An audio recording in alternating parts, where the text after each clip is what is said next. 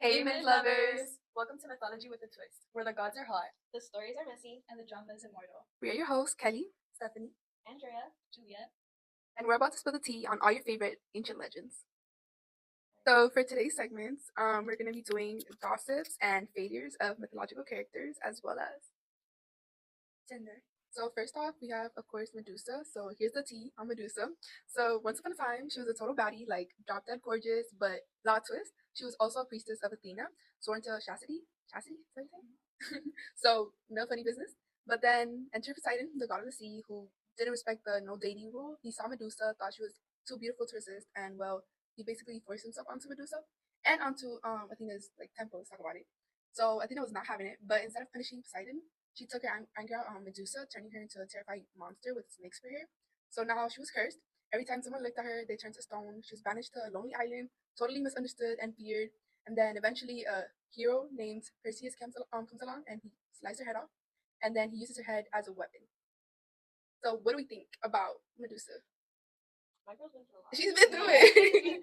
Like, I feel like it's all men's fault. it really is all men's fault. We just can't. Like, we're not like haters of men or anything, or like what's it that people like say a lot, like feminists, like men haters.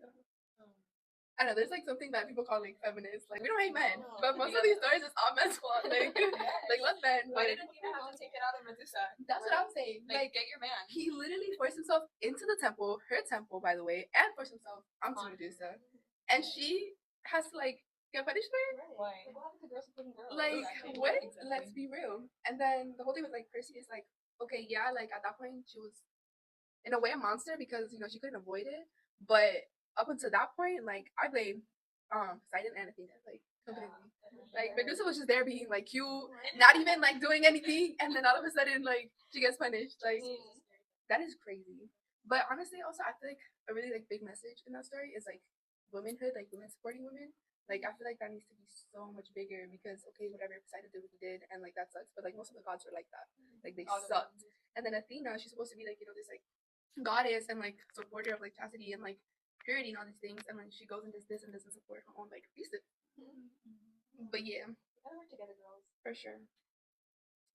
So next off, so last we had Medea. So get ready for some real tea. Medea was a total baddie. She was the sources, like most baddies in myths. She was also the queen of revenge. So Jason, the handsome hero from Argonaut, comes to Medea for help to steal the golden fleece.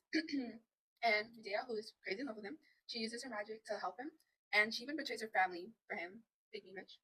They get married, they have kids, and at first everything's good. However, Jason switches up and leaves Medea for Glaus, the daughter of King Creon, and that's why she never put a man first.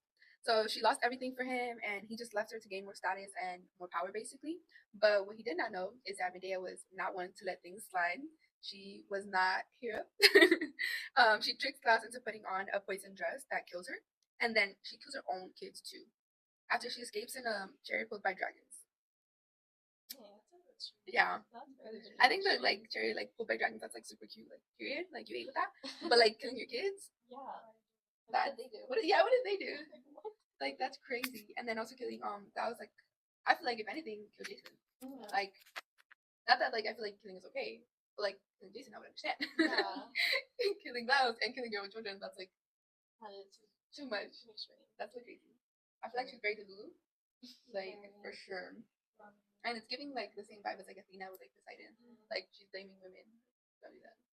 I know. I would like never leave my family for a man. Like That is real. crazy. All of these stories were like the men being just crazy. Yeah, Like what the hell? and I feel like the women like are not any better because No. like your kids, like Not what? fair.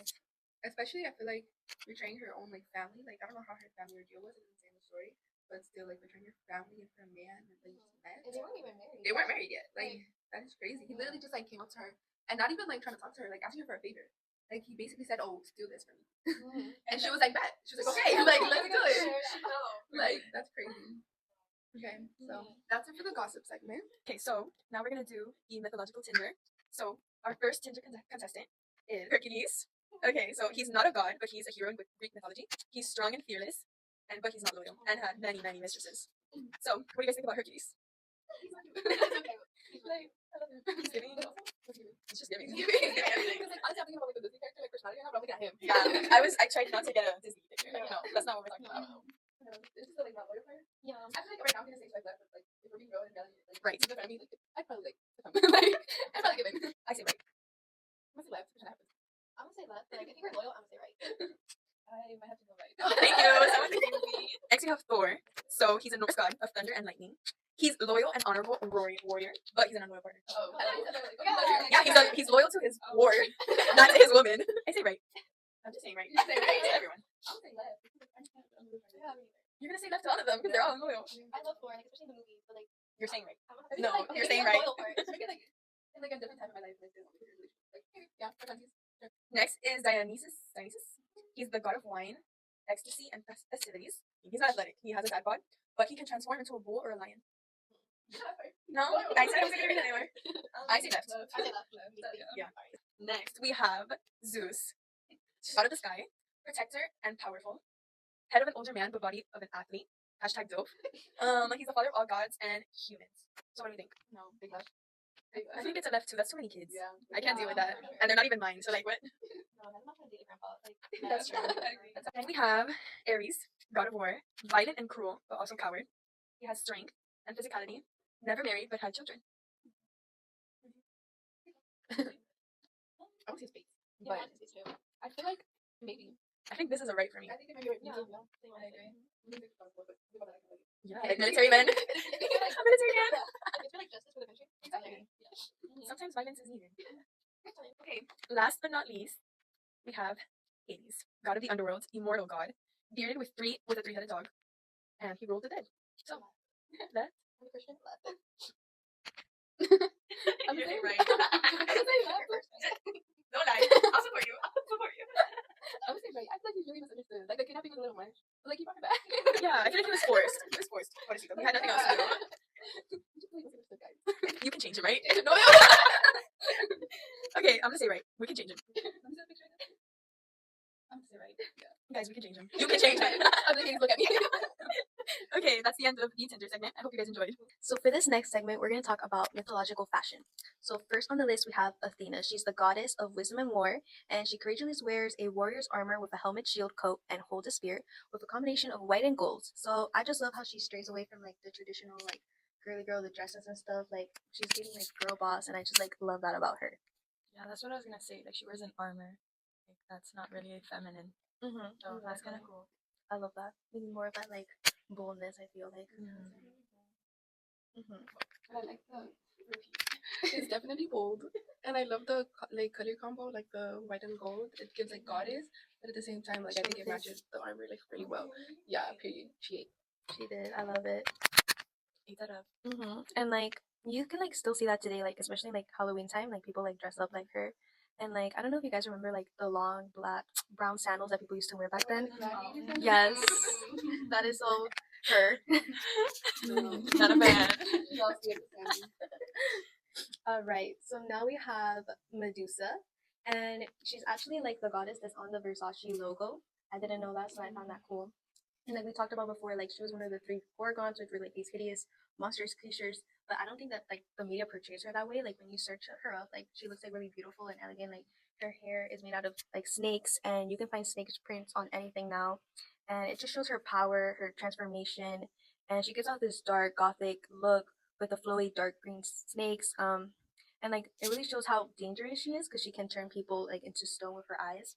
And she wears like bold lipstick, and like people tie her style into like feminine rage. Like I found that really interesting. I agree with that. I feel like Medusa.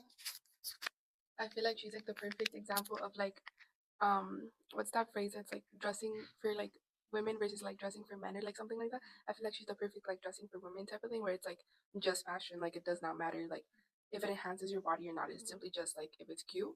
But I think at the same time she's so beautiful that it does. Like even though she's not trying to, it always does look good. Yeah, she ate. I like that she mainly like wears the gothic vibe, except for like every other mythic girl is like all white, gold. I like that she goes with that type of color. Mm-hmm. She's a baddie. She is a baddie. Love it. So we're gonna end off with a guy because I feel like we've just been like talking about the girls, but what can I say? We just kind of like that. So we're gonna talk about a fan favorite, the shapeshifter, trickster god, better known as Loki. And he wears a leather work with deep greens and black robes and a helmet with horns. It gives off the mischievous attire, like connects with his personality. And we obviously can always look back at the Adventures, who like they really took this style to the next level, and I think they really nailed it. Like with the cloak, leather, all the sinister vibes that he's known for, and I think that like that was really well done. And I didn't know that he was like a mythological like character. Me neither. Can I see a picture? Yeah, this is like not the one from Adventures, but Okay. there's another one. I think they did it really well. I think the green is just like perfect for him, like because like also with Medusa, I feel like a lot of the times she's associated with green, maybe because of the snakes, but also because I feel like green is just like for some reason associated with like evil or like mischievous, but it goes really well. That's it for this segment. Thanks for watching Mythology with a Twist. Bye!